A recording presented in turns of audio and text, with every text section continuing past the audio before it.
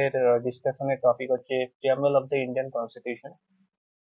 প্রথমত একটা কথা বলি, আমরা ডাব্লিউবিসিএস 2025 এর সিলেবাস আমরা পেয়েছি, যেখানে আমরা দেখলাম যে এবার আমাদেরকে কোনো অবজেক্টিভ নয়, সবকিছুই লিখতে হবে। তো আমরা সেইভাবে প্রিপারেশন নেব যে প্রিয়াম্বলকে আগে আমরা যেমন অবজেক্টিভ ভাবে পড়তাম, এখন আমরা একটু ইন ডেপথ পড়ার চেষ্টা করব। ক্লিয়ার? আর এটার আমি একটা কোশ্চেন আনসারের সেশনও বানানো হয়েছে, সেটা আমি এটার পর আপলোড করব। যে প্রথমেই লেকচারটা এবং তারপর কোশ্চেন আনসার। ক্লিয়ার? চলো শুরু করা যাক। কি বলছে প্রিয়াম্বল জিনিসটা কি? দেখো, প্রিয়াম্বল হচ্ছে, দিস ইজ আওয়ার প্রিয়াম্বল। কি লেখা আছে? We the people of India sovereign socialist secular Democratic Republic justice liberty equality fraternity, অনেক কিছু জিনিস লেখা আছে। তো এই জিনিসটা কি? প্রথম কথা, প্রিয়াম্বল কেন লেখা হয়েছিল, এর মাধ্যমে কি জানাতে চাইছে, এবং কি এর সাথে লাগোয়া কিছু কেস আছে যে প্রিয়াম্বলের সাথে অ্যাসোসিয়েটেড। আর তার সাথে আছে কি কিছু মানুষ যারা প্রিয়াম্বল সম্বন্ধে কি কি তাদের ধারণা ব্যক্ত করেছে, সবকিছু থেকে কোশ্চেন। তাহলে আমরা ফিরে যাচ্ছি প্রথম স্লাইডে, যে preamble of the Indian constitution. দেখো প্রথম পয়েন্ট কি আছে, preamble is the summary of the constitution of India. It is a summary. Summary মানে কি, কোনো একটা জিনিস যখন প্রথমে লেখা হয় তারপর তাকে সামারি করা হয়, যেমন আমরা প্রেসি রাইটিং করি 1/3 ওয়ার্ডে, সেরকমই হচ্ছে সামারি। পুরো কনস্টিটিউশন লেখা হয়েছে, যেখানে 395 আর্টিকেল রয়েছে, 22 পার্টস রয়েছিল, 12টা শিডিউল ছিল। আমি তখনকার বলছি 22 পার্টস হিসেবে। যে এতগুলো যখন জিনিস লেখা হয়েছে, এগুলোকে সামারাইজেশন যদি আমি করি, সেটারই রূপ হচ্ছে কি প্রিয়াম্বল। যদি কোশ্চেন আসে, প্রথম আমি অ্যান্সার পেয়ে গেলাম, কনস্টিটিউশনের সামারিকে আমরা বলি প্রিয়াম্বল। সেকেন্ড কি বলছে, অবজেক্টিভ রেজুলেশন অ্যান্ড প্রিয়াম্বল আর ডিফারেন্ট। দেখো, ডিফারেন্ট এবং সেম, এটা যখন আমরা বইতে পড়বো আমাদের মনে হবে যে দুটো একই জিনিস, কিন্তু দুটোর মধ্যে খুব ডিস্টিংক্ট ফিচার কাজ করে। যেমন অবজেক্টিভ রেজুলেশন, এটা কি? অবজেক্টিভ রেজুলেশন ছিল একটা প্ল্যান। এই প্ল্যানটা কে মুভ করেছিলেন? এই প্ল্যানটা মুভ করেছিলেন জওহরলাল নেহেরু। কত সালে? 13 ডিসেম্বর 1946-এ। এবং এটা একসেপ্ট করা হয়েছিল কবে? 22 জানুয়ারি 1947-এ। তারা একসেপ্ট করেছিল কনস্টিটিউশন অ্যাসেম্বলি। তাহলে জওহরলাল নেহেরু কি করেছিলেন, যে একটা প্ল্যান দিয়েছিলেন তাদেরকে, যে কনস্টিটিউশন যারা লিখছেন, যে তারা কনস্টিটিউশন লেখার জন্য তারা কোন প্ল্যানে লিখবে বা কোন রোড ম্যাপকে ফলো করবেন, সেটা ছিল অবজেক্টিভ রেজুলেশন। তাহলে কনস্টিটিউশন লেখার আগে অবজেক্টিভ রেজুলেশন হয়েছিল, আর প্রিয়াম্বল কি হয়েছিল? আফটার কমপ্লিটেড দ্য কনস্টিটিউশন, তার যে সামারি এসেছিল সেটা হচ্ছে প্রিয়াম্বল। তাহলে আমরা যদি দেখি অবজেক্টিভ রেজুলেশন আর প্রিয়াম্বল, দুটো বোথ আর ডিফারেন্ট, কিন্তু এই দুটোর মধ্যে সিমিলারিটি কথায় আছে। সিমিলারিটি এখানে আছে যে এদের আইডিওলজি আর ফিলোসফি, অবজেক্টিভ রেজুলেশন এবং প্রিয়াম্বল, দুটোর আইডিওলজি এবং ফিলোসফি কিন্তু সেম। যে প্ল্যানে লেখা হয়েছে সেটাই আমরা সামারি হিসেবে দেখতে পেয়েছি। আমরা যখন প্রিয়াম্বলের প্রত্যেকটা ওয়ার্ডকে ডিসক্রাইব করবো, সেখানে আরো ভালো করে এই পয়েন্টটা ক্লিয়ার হয়ে যাবে। ক্লিয়ার? 3 নম্বরে আছে, it is non justiciable and non enforceable any court of law. তার মানে কি, আমরা প্রিয়াম্বলে যে কথাগুলো লেখা আছে সেগুলো যদি সরকার না মানে বা তার বিরুদ্ধে কোনো স্টেপ নেয় আর কি, কোনো আইন নিয়ে আসে, আমরা তার জন্য কোনো হাইকোর্ট বা সুপ্রিম কোর্টে রিট পিটিশন করতে পারবো না। যেমন আমরা জানি ফান্ডামেন্টাল রাইট যখন আমরা পড়বো, তখন আমরা দেখবো যে ফান্ডামেন্টাল রাইট কি, এটা জাস্টিসিয়েবল। ঠিক আছে? ফান্ডামেন্টাল রাইট যদি আজকে সরকার কোনোভাবে কোনো মানুষের নিয়ে নেয়, তখন আমরা সুপ্রিম কোর্ট অথবা হাইকোর্টে যেতে পারি। কিন্তু প্রিয়াম্বলের ক্ষেত্রে এটা নন জাস্টিসিয়েবল। 4 নম্বর পয়েন্ট কি আছে, preamble is a part of the constitution. এটা এখন মনে রাখো, যখন আমি এটা কেসগুলো ডিসকাস করব তার সাথে এটা রিলেটেড। যদি কোশ্চেন আসে preamble is a part of the constitution, answer is yes. It has been amended only once. খুব ইম্পর্টেন্ট, এটা কোশ্চেন আসে বারবার, যে কতবার প্রিয়াম্বলকে অ্যামেন্ড করা হয়েছে বা আদৌ কি প্রিয়াম্বল অ্যামেন্ডেবল কিনা। তো আমরা জানবো যে একবারই অ্যামেন্ড করা হয়েছে। আর এই ডেট, এটাকে তো আমরা জানি মিনি কনস্টিটিউশন বলে, mini constitution. 42nd amendment act 1976-এর দ্বারা প্রথমবার আর একবারই শুধুমাত্র প্রিয়াম্বলকে অ্যামেন্ড করা হয়েছে। তাহলে প্রত্যেকটা পয়েন্ট থেকেই কিন্তু কোশ্চেন আসে। এবার আসে কিছু ডেট, প্রত্যেকটা ডেট ইম্পর্টেন্ট। যেমন আমি বললাম 9 ডিসেম্বর 1946 কি হয়েছিল, কনস্টিটিউশন অ্যাসেম্বলি প্রথমবার মিট করেছিল, এবং কি প্রেসিডেন্ট কে ছিলেন, ডক্টর রাজেন্দ্র প্রসাদ। কেউ ভুল করে ডক্টর সচ্চিদানন্দ সিনহা বলবে না, কারণ যতক্ষণ না তোমাকে টেম্পোরারি প্রেসিডেন্ট জিজ্ঞেস করা হচ্ছে ততক্ষণ কিন্তু সচ্চিদানন্দ সিনহা হবেন না, হবে গিয়ে doctor Rajendra Prasad. 13 December objective রেজলিউশনের কথা বললাম, সেটা একসেপ্ট করেছিল কবে, 22 জানুয়ারি 1947। কারা একসেপ্ট করেছিল এটাও কোশ্চেন আছে, মনে রাখতে হবে কনস্টিটিউশন অ্যাসেম্বলি, তার কারণ তখন আমাদের কোনো পার্লামেন্ট ছিল না।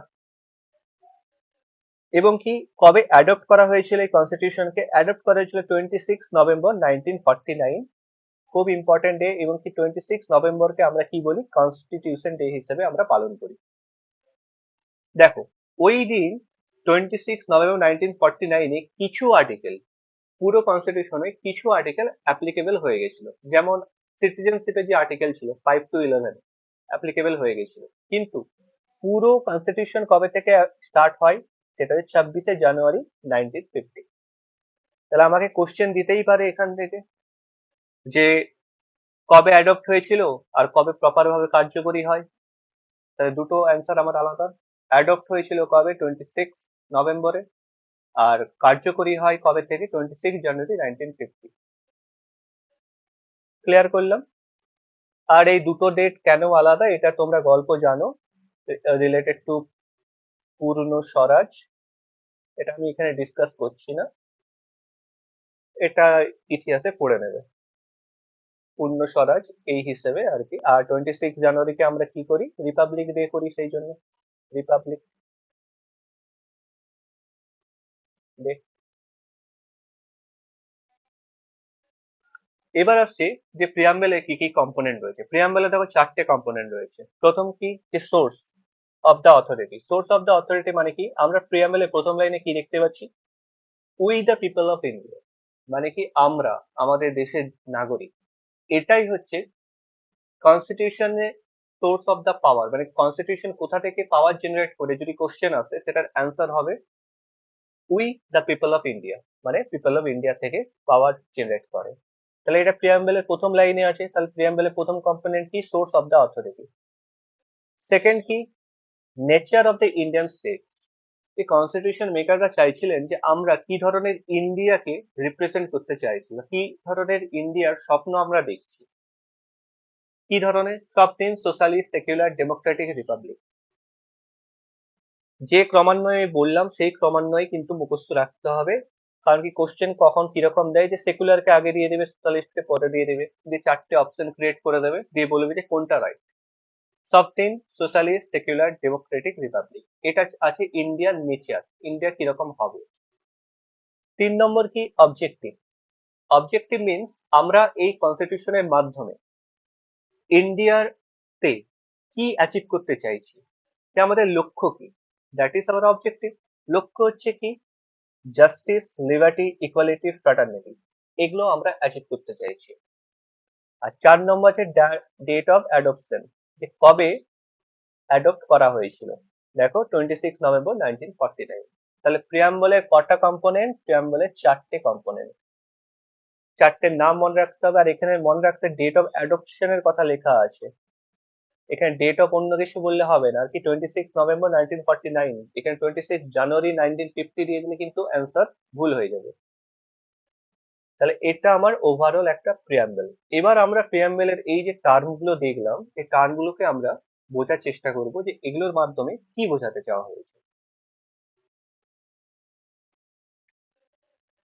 দেখো, প্রথম কথা, we the people of India, এটা আমরা জানি, সোর্সের কথা বলা হয়েছে। সেকেন্ডে কি আছে, সফরেন সোশ্যালিস্ট সেকুলার ডেমোক্রেটিক, এটা হচ্ছে কি নেচারের কথা বলা হয়েছে। প্রথম আছে term sovereign.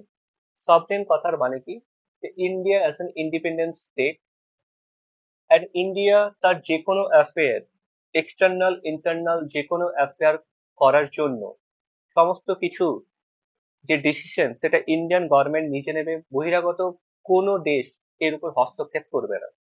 That is called sovereignty. Clear. Sovereignty দুই রকমের হয়, এক্সটার্নাল সভরেনিটি হয়, ইন্টারনাল সভরেনিটি হয়। এবার ইন্টারনাল সভরেনিটি মানে কি, যে যেখানে ইন্ডিয়ান গভর্নমেন্ট বা ইন্ডিয়ান গভর্নমেন্টের সাথে ইন্ডিয়ান পিপলদের যে সম্পর্কটা সেটাকে আমরা বলি ইন্টারনাল সভরেনিটি। আর এক্সটার্নাল সভরেনিটি বলতে কি বোঝা যায়, যে আমরা ধরো ইউএন এর মেম্বার, আমরা ধরো কমনওয়েলথ নেশনের মেম্বার, তাহলে এই ইউএনও কমনওয়েলথ নেশনের মেম্বার মানে কি, এদের কিছু টার্মস এন্ড কন্ডিশন আমাদেরকে মানতে হয়েছে। তাহলে আমরা যদি এদের টার্মস এন্ড কন্ডিশনকে মানি, তার মানে আমরা সভরেনিটি নেই আমাদের, এটা কোশ্চেন হতে পারে। এটাকে আমরা বলি এক্সটার্নাল সভরেনিটি, যে আমরা তাদের কোনো টার্মস এন্ড কন্ডিশন মেনে নিয়েছি মানে আমরা কোনোদিন ব্যাক আউট করে আসতে পারবো না, এরকম নয়। আমরা একটা সমঝোতার মাধ্যমে, আমাদের মতো বহু দেশ একটা সমঝোতার মাধ্যমে অ্যাজ এন ইউএন এর পার্ট হয়েছি। বাট আমরা যদি কালকে বলি আমরা ব্যাক আউট করে আসবো, আমরা ইজিলি আসতে পারি।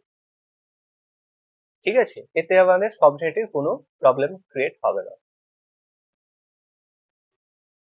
তো সভরেনিটি মানে বুঝলাম এক কথায় যে আমি আমার দেশ, আমি আমার সবকিছু দিয়ে শাসন করব, বাইরের কেউ এসে আমাকে কোনো আদেশ দিতে পারবে না। এটাই হচ্ছে সভরেনিটি। নেক্সট পয়েন্টে কি আছে, সোশ্যালিস্ট।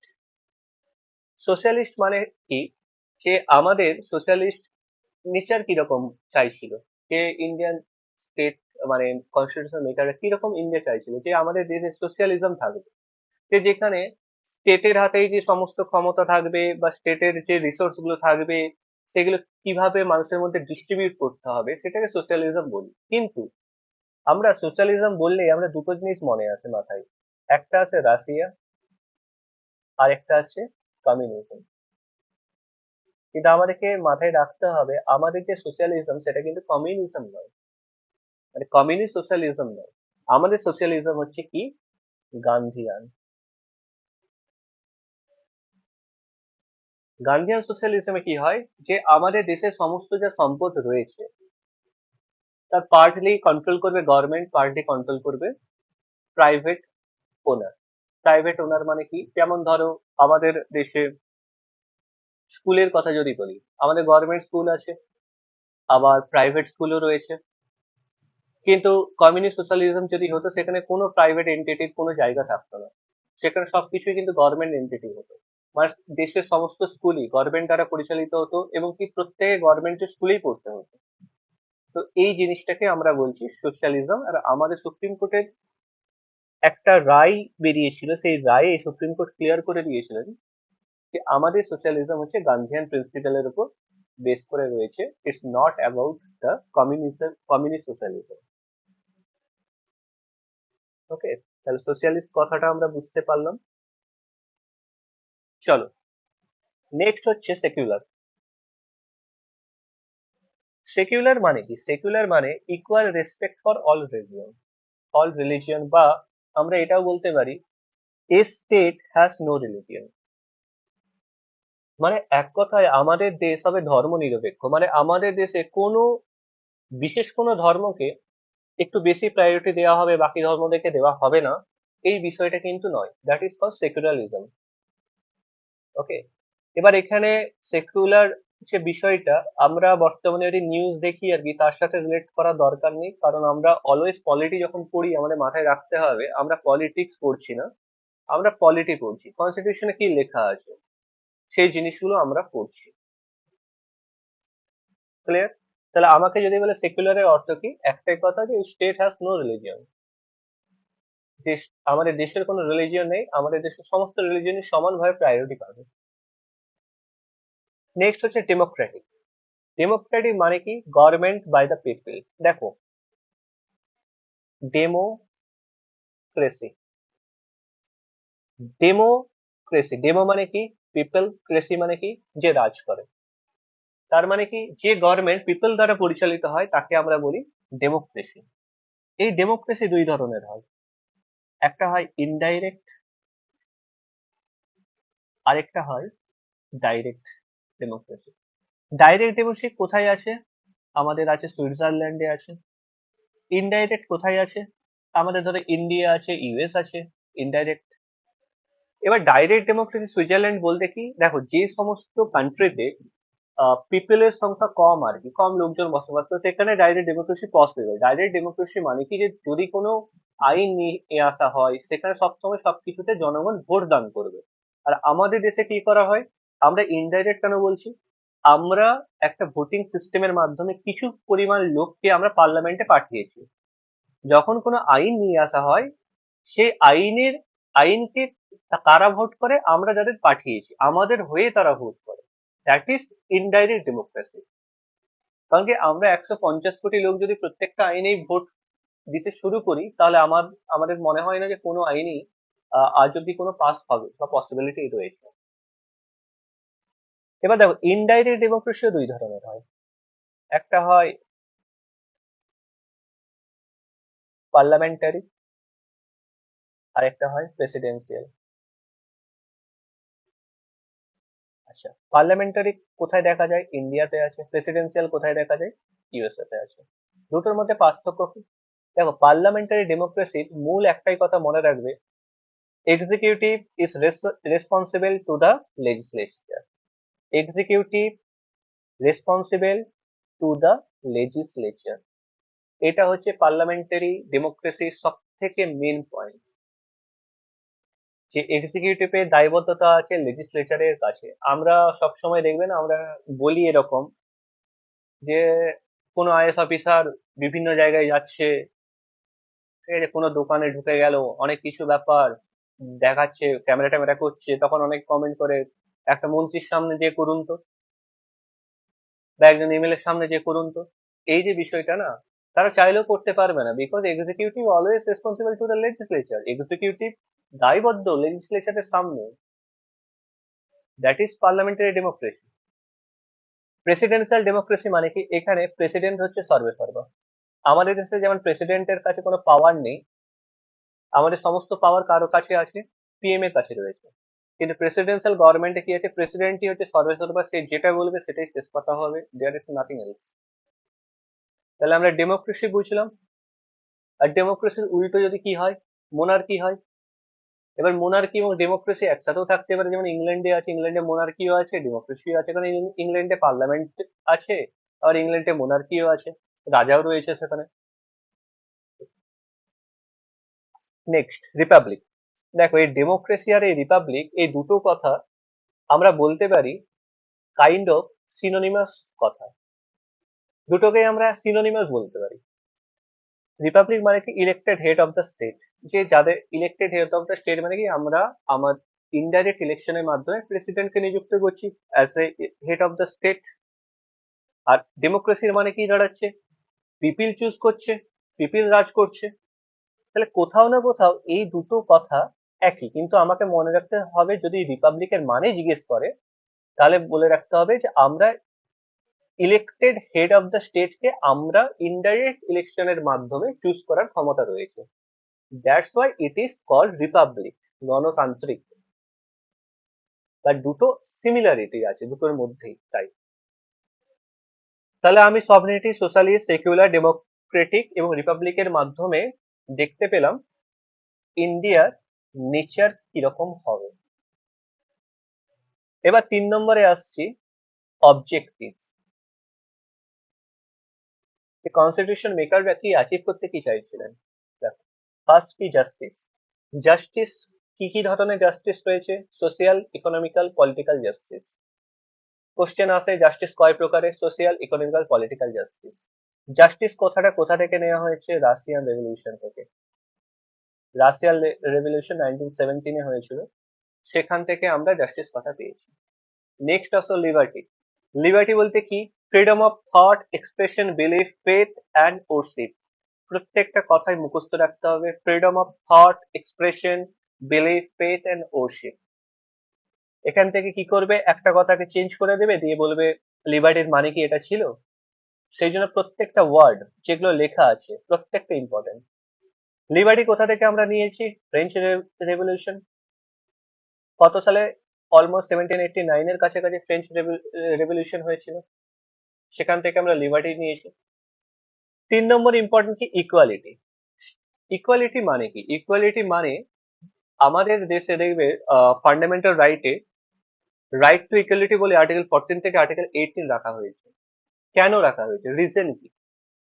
তার কারণ, কনস্টিটিউশন মেকাররা যখন সংবিধান লিখছিলেন, তখন তারা জানতেন যে আমাদের দেশে ইনইকুয়ালিটি রয়েছে। তো এই ইকুয়ালিটি দেওয়ার মাধ্যমে আমাদের এই ইকুয়ালিটিকে অ্যাচিভ করতে হবে, সেই জন্য আমরা এত আর্টিকেলকে এখানে কনস্টিটিউশনে লিখছি। আর সেটাই আমাদের প্রিয়াম্বেলে লেখা আছে। ইকুয়ালিটি মানে কি? Status and opportunity for all. যে যে কোনো জব থেকে শুরু করে বিভিন্ন যা যা জিনিসপত্র হবে আমাদের ডে টু ডে লাইফে, সেখান থেকে যেন প্রত্যেক মানুষ সমান জিনিস পায়, কেউ কোনো জিনিস বেশি পাবে কেউ কম পাবে, এই জিনিসটা যেমন না হয়। আর যারা পিছিয়ে রয়েছে তাদের জন্য আমরা কি প্রোভাইড করেছি? রিজার্ভেশন প্রোভাইড করেছি। কেন? এই রিজার্ভেশনের মাধ্যমে তারা একটা আমাদের ইকুয়ালিটি লাইনে তারা এসে দাঁড়াতে পারবে। That is call equality.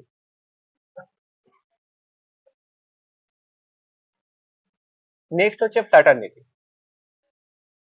Fraternity বলতে আমরা দেখো ব্রাদারহুড বা ভাইচারা যে বিষয়টা সেটাই বলি। ফ্র্যাটার্নিটির বিষয়টা প্রপার ভাবে লেখা আছে ফান্ডামেন্টাল ডিউটিস আর্টিকেল 51 এর মধ্যে, যেখানে আমাদেরকে বলা হয়েছে যে আমরা সাম্প্রদায়িক দাঙ্গা হাঙ্গামা করব না, একটা হারমোনি সৃষ্টি করবো একে অপরের মধ্যে, যখন প্রয়োজন পড়বে একে অপরের হেল্প করব। এই যে কিছু কিছু ডিউটিস, এগুলো লেখা আছে আর্টিকেল 51 এর মধ্যে, ফান্ডামেন্টাল ডিউটিস আন্ডারে। তো আমরা কি কি অবজেক্টিভ বা কি কি আমরা অ্যাচিভ করতে চাই? আমরা জাস্টিস অ্যাচিভ করতে চাই, লিবার্টি অ্যাচিভ করতে চাই, ইকুয়ালিটি অ্যান্ড ফ্র্যাটার্নিটি আমরা অ্যাচিভ করতে চাই। তাহলে মেন আমার যা যা ছিল এখানে সবকিছু আমরা ডিসকাস করলাম। প্রিয়াম্বেল জিনিসটা কি ছিল, যে এটা একটা সামারি ছিল, এবং এই সামারির মাধ্যমে যে যে লেখাগুলো লেখা আছে তার মাধ্যমে আমরা কি অ্যাচিভ করতে চাই, আমাদের দেশ কিরকম হবে, এবং কি আমাদের কনস্টিটিউশনের যে পাওয়ার, যে সোর্স অফ পাওয়ার সেটা কারা দিচ্ছে, এই বিষয়গুলো আমরা দেখলাম। এবার আসছি মিনি কনস্টিটিউশন। আমি বললাম 42nd অ্যামেন্ডমেন্ট 1976। এখানে জাস্ট একটাই কথা মনে রাখবে, সোশিয়ালিস্ট, সেকুলার এর ইন্টিগ্রিটি, তিনটে কথাকে অ্যাড করা হয়েছিল প্রিয়াম্বলে, ব্যাস আর কিছু না।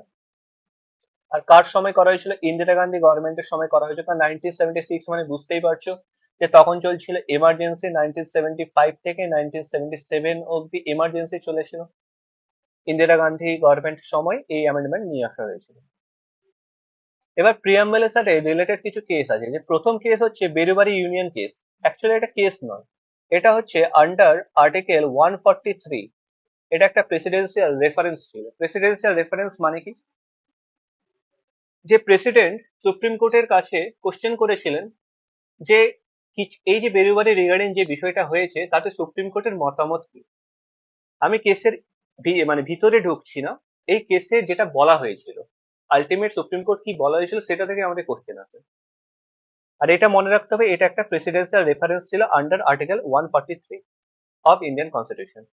বেরুবারি কেসে সুপ্রিম কোর্ট কি জানিয়েছিলেন? Preamble is not a part of the constitution. That's it, এইটুকু মনে রাখলেই হবে। এটাই পরবর্তীকালে কেশবানন্দ ভারতী কেস, যখন 1973 24 এপ্রিল,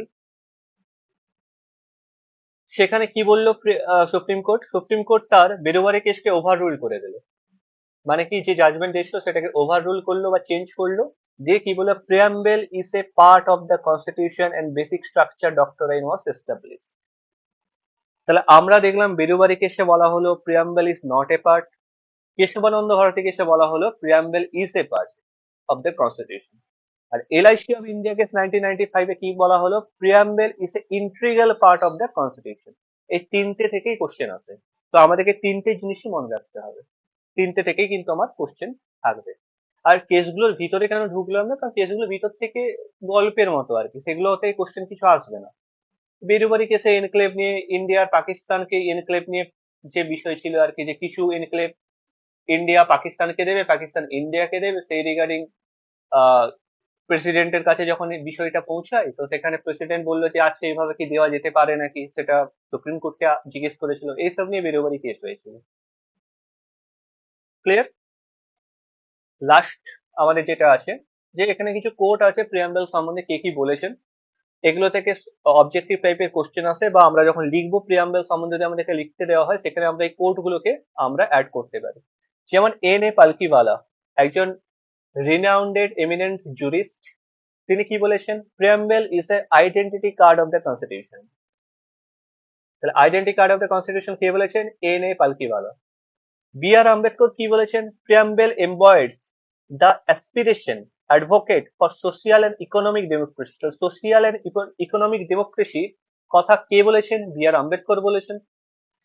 এবং এটাও দেয় কোশ্চেনে যে কোন কোন ডেমোক্রেসির কথা বলা হয়েছে। সোশিয়াল অ্যান্ড ইকোনমিক্যাল ডেমোক্রেসির কথা প্রিয়াম্বেলে লেখা আছে। ঠাকুরদার ভার্গব কি বলেছেন? Preamble is the soul of the constitution, বলছে কনস্টিটিউশনের আত্মাই হচ্ছে প্রিয়াম্বেল। আর কে মুন্সি কি বলেছেন? It's a political horoscope. তাহলে এগুলো পুরো একদম মুখস্থ করতে হবে, এগুলো বোঝার কিছু নেই। বাকি আদারওয়াইজ যেগুলো বললাম সেটা হচ্ছে গোটাটা প্রিয়াম্বেল আমি ডিসকাস করলাম। এরপর কি, এরপর আমি প্রিয়াম্বেল রিগার্ডিং কিছু কোশ্চেন আনসার আছে, সেগুলো যখন প্রপার আমি আপলোড করে দেবো, সেখান কোশ্চেন আনসার করলে পুরো প্রিয়াম্বল কমপ্লিট হয়ে যাবে। এবং কি কোশ্চেন আনসার যেগুলো থাকবে সেগুলো ইউপিএসসি লেভেলেরই থাকবে, যাতে ডাব্লিউবিসিএস থেকে শুরু করে এসএসসি সিজিএল থেকে শুরু করে এনি এক্সাম ইন্ডিয়াতে হয়, সেখানে প্রিয়াম্বল রিগার্ডিং যদি কোনো কোশ্চেন আসে, সেখানে কোনো ধরনের যাতে প্রবলেম না হয় আন্ডারস্ট্যান্ডিং। চলো, থ্যাংক ইউ এভরিওয়ান।